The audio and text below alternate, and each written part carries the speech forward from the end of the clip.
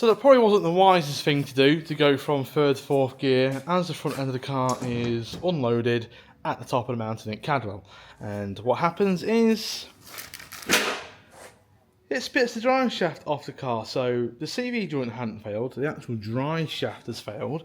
But what makes it even more impressive is that it actually spat the shaft off the car onto the circuit. So when I was driving around there, at this point I was oblivious that the drive shaft was ejected from the car. It wasn't until we got back to the paddock when Greg came back round and he was waiting for us with the shaft in his hand. So I'm not even mad. That's pretty amazing that it's done that. So let's just go through a quick damage report, and it's actually not too bad. So obviously we've made a hell of a mess with the CV grease, but we've been lucky because the shaft seems to have ejected pretty cleanly. I can see some telltale signs here of the powder coat paint, which is where the shafts hit. But other than that, we've been lucky not to break the brake hose or anything else. All seems hunky-dory. So what we're going to do is we're going to clean all this down, and then luckily, I say luckily, I've got a shaft for Dave's, but since this isn't going anywhere soon, I'm going to rob the dry shaft off Dave's to get this back together, and then I can order a new one. And obviously we're back out in Donington into Brandhatch 2 weeks tomorrow, so I ain't going to get a shaft made in that time. So luckily we've got a shaft. So yeah, let's clean this all up, and then let's get this new shaft on.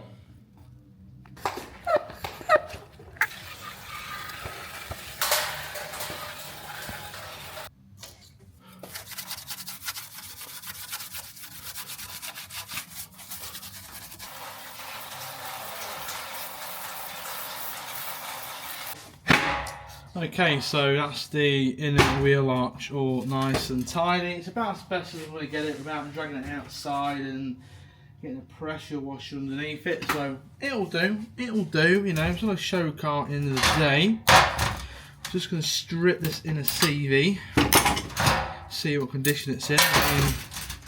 The boot's got a tear in it, I'm guessing, from when it came out of the car and ultimately hit the track.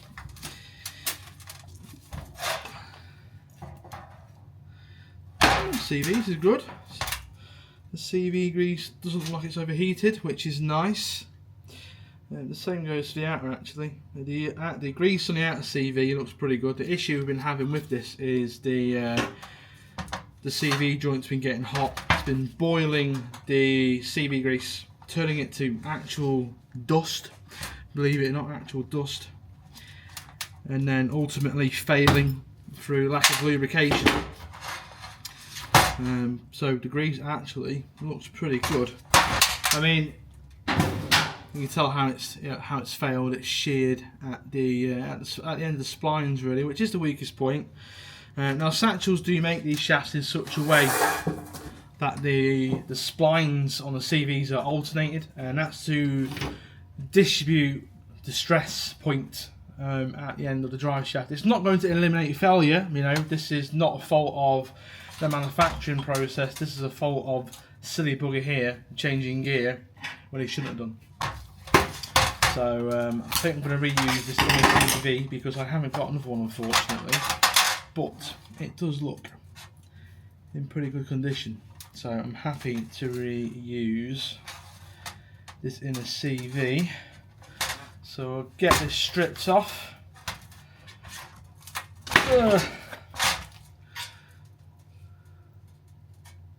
Yep, circlip pliers.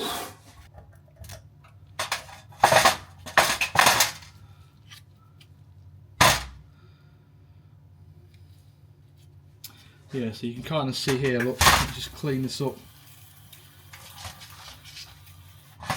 See how Satchels make these shafts with the alternating splines. So you see that every other spline is longer than the other. My face is black.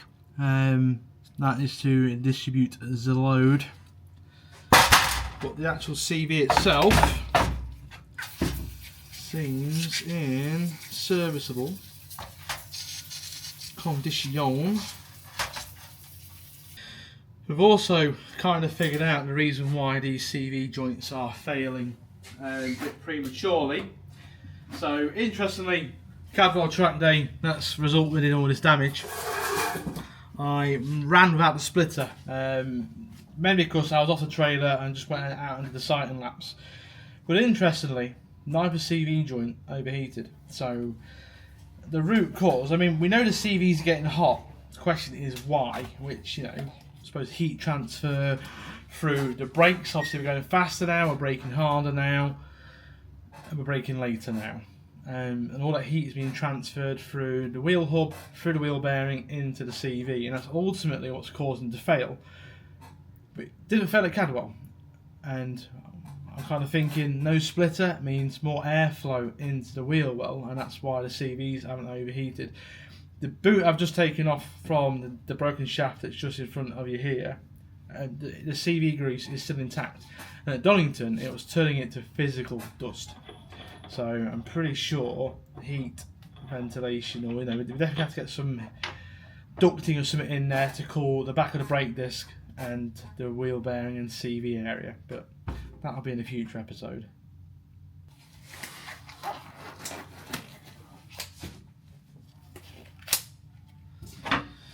And obviously we are using some Miller's High Mol, only because I couldn't really get hold of the red line stuff at the moment. It seems to all be out stock in the pots, only available in the grease guns, and I haven't got a grease gun, so hence why I'm fingering it into the back side of the CV. It's all packed in there nice.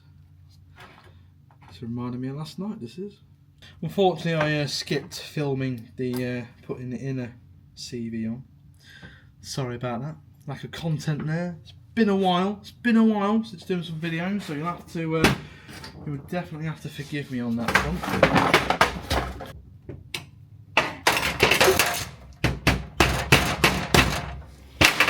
Lovely jubbly. A couple fingers of grease in the boot for good luck. I've learnt my lesson about putting too much grease in these, by the way. I thought you can never have enough. Turns out you can. It's no good if I'm not filming it and you can't see it, is it? I really need my £5 a month AdSense revenue. Stonks. What's satisfying about putting these CV boot clamps on, you know? Maybe it's just me. But anyway, that's one assembled shaft. Let's go get it back on the Micra.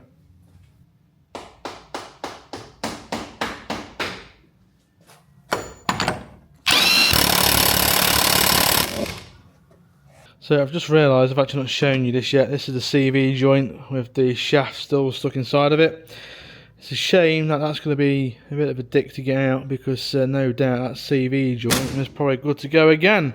And then this shaft is back on, all built up, new CVs in and outer, because luckily as I started to put this together, the spare one that I'd ordered, I just got delivered in the post. So we've got a new inner, a new outer, new boots, all new CV SIF Molly high temperature racing grease. So what else do we need to fix from Cadwell? Well, let's get the car up in the air and we'll have a look, shall we? Okay, engine mount, the rear one has failed again. As you can see here, so it's split all the way along there this time. So this actually failed at Cadwell and Donington. You know, I mean, I think it's just a sheer amount of power. The clutch is really aggressive, so unless you sort of heel and toe down, it just shocks the chassis. And I think you know, the track day there has split it there again. Now I did reinforce this with some 5mm plate before we did the Cadwell track day, but obviously it's moved its failure point to the second thing, which is here. Now I know exactly what I'm going to do to repair this. I'm going to take it off, I'm going to cut this piece off and replace it with a bit of 5mm plate, because it's only 3mm. But the fact that the clutch and that is a failure, I think, points to the fact that there's no front engine mount, which is why we are having these issues. So what I'm going to do is I'm going to repair this back mount first, so we can get the gearbox in the right position, because this, I should be able to get my finger in between the downpipe and the anti-roll bar, and you can probably just sort of see, maybe not, but yeah, it's pretty much rubbed through the heat wrap. So let's get that repaired first, and then once I know I can get my finger in between the downpipe and the anti-roll bar, I know that's where it needs to be situated, and then I can come in the front here and do something with this front mount. There's some other things we're going to do underneath here as well, but the most important thing at the moment is getting this mount done. Now, looking at it, I've got a clear route there between the radiator and one of these bolt holes up here. So I'm going to take the cooling package off, which is a bit annoying, but it's going to allow me to do the job a bit easier. So yeah, let's get the front end of this strip down.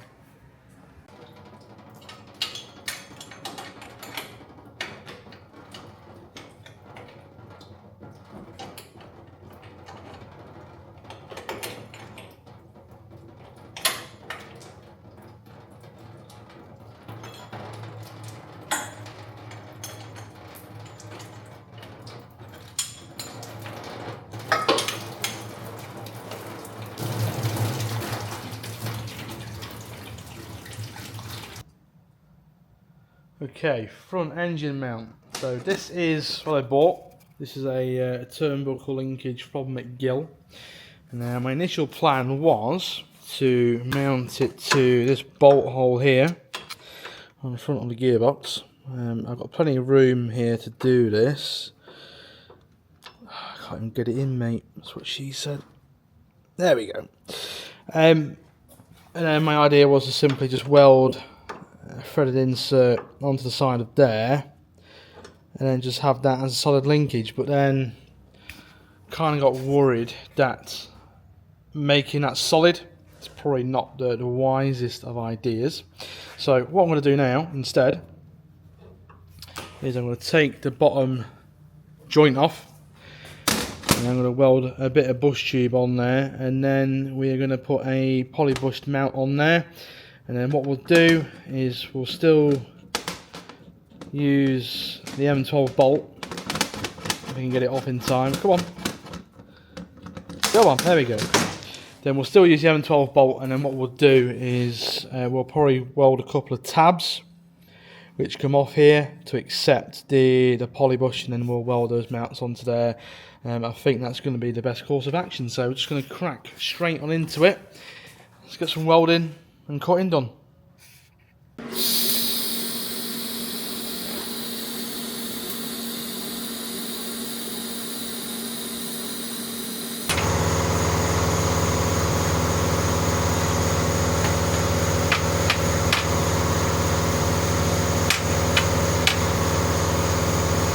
Okay, so that's the front engine mount bar done. Rose joint one end, bush the other end.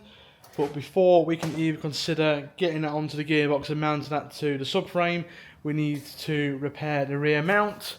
Now, we've torn it, as we've just said a second ago, and basically I was going to chop this side off and replace it with a bit of 5mm plate. Super simple job, so let's get on it.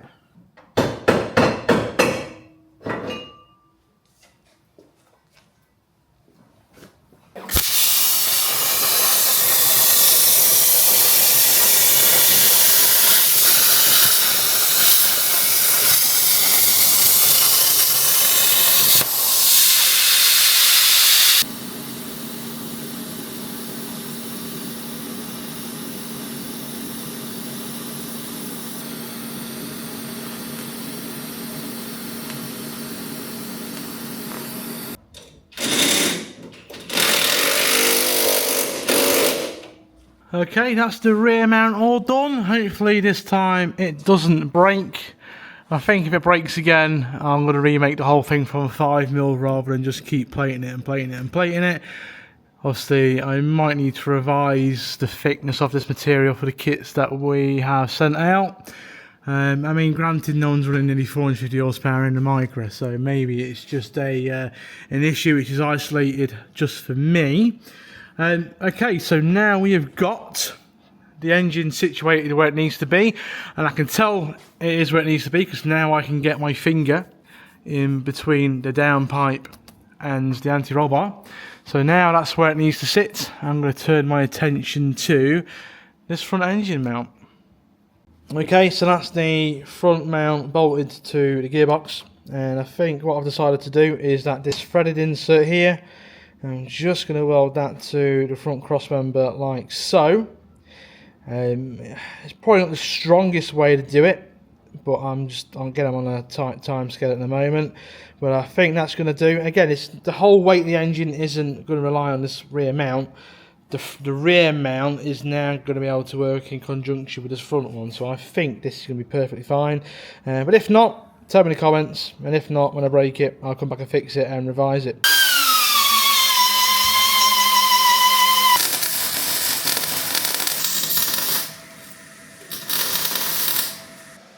So while we wait for that to cool down, as you can still see, it's a bit cherry red still. I'm going to bring my attention to the back here and put some additional bracing in. Now, what I wanted to do when I did these traction bars last week was I wanted to put a bit of reinforcement, a brace if you would, from here to here. Now, unfortunately, my off-the-shelf solutions for what I sell to user kits are not going to work with this car, mainly because the splitter sits too low, and it's not going to clear that brace. So I'm going to have to do something a bit custom on this, but I would also like to tie it into this bar here just to give as much triangulation as possible to make it as strong as possible. So yeah, I'm just going to crack on with that.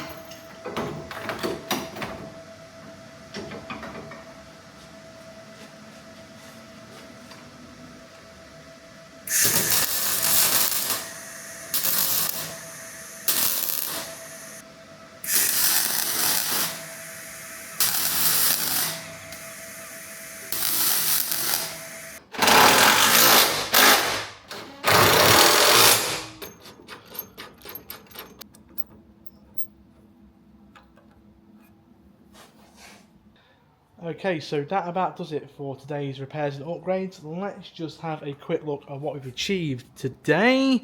Let's flip the camera around. We've put a new passenger side drive shaft in with new inner and outer CVs, new boots and race grease. We've then repaired the rear mount. We've got rid of the 3mm and replaced it with a bit of 5mm plate. It's looking a bit scabby from all the repairs I've done in it now. I mean, we'll come in at some point and we'll make an entire new mount once we're happy that we're not tearing things and breaking things. Is then front mount. So the front mount in theory should help the rear mount stop breaking. Just need to go order a new bolt for the top, M12 for 1.25, and then we'll see if what I've done here breaks off. It shouldn't do. I'd imagine it's strong enough to do what I'm asking it to do, but obviously with that front and the rear mount supporting each other now, we shouldn't have a problem. We've then done a support brace. Now, I've done this brace here because a lot of people have said that the chassis legs do play a part. Now, we do manufacture a brace which does this job, but unfortunately doesn't clear the splitter. Now, luckily, I've got another K11 Micra here in the lift, and the measurement points from the wishbone bolts is approximately 660mm. Without getting lasers and stuff out, it's hard to get an approximate, an exact measurement. But measuring these two, we're at 660mm, give or take a couple of mil. So I'm happy that my chassis at this point, it hasn't flexed and bent at these points, but hopefully these bars will help go towards this weird chassis flex situation we've got going on, which I'm pretty sure the root cause is this. I mean, you can probably see that the hole's ovalized. on both sides, so I'm pretty sure this bush here is our problem, which we're going to sort in a future video when we make full tubular control arms. So yeah, I'm really happy with what we've achieved today. Camera's going a bit weird. So yeah, what do you think? Have I done good? Would you have done anything a different way? What would have you have done? So yeah, drop a comment down below. We'll see you in the next video, which will be, I'm going to guess by what parts got in order. It's going to be round 3, Brands Hatch, Time Attack. See you then.